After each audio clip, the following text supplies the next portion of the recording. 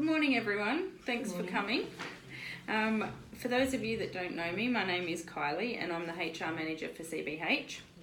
You're here today because we've implemented a new performance management system, and it's critical as line managers that you have a thorough understanding of all our new processes.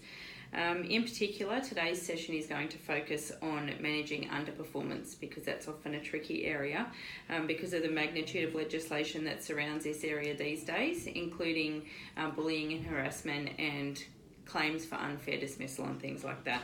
So we're going to run through some of the handouts that I've created. You can take them away with you, and I'll give you at the time at the end of each handout to ask any questions that you may have as we go along, just to make sure everyone fully understands the process. So is everyone clear on that? Yes, thank you. Okay.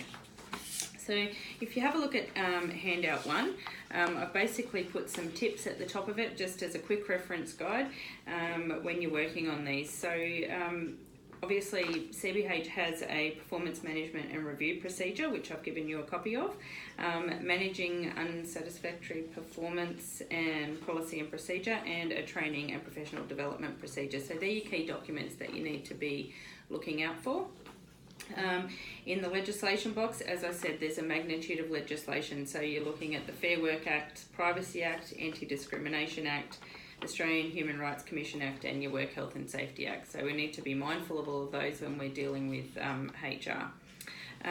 So in terms of monitoring performance management, we need to raise issues promptly, because if you leave things go, as you know, this can make it harder to bring up later on.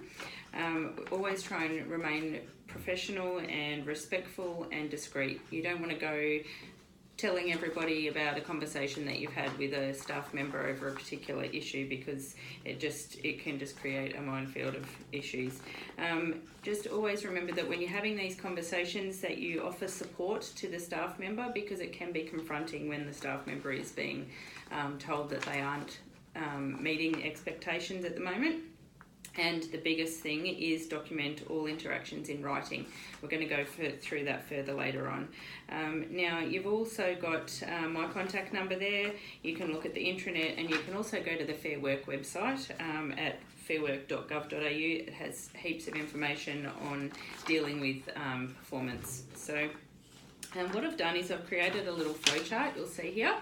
So we're just going to work through that. So basically, you might have an informal conversation with your staff member to start with, and then if that doesn't work, that's when you would kick off our actual performance management process.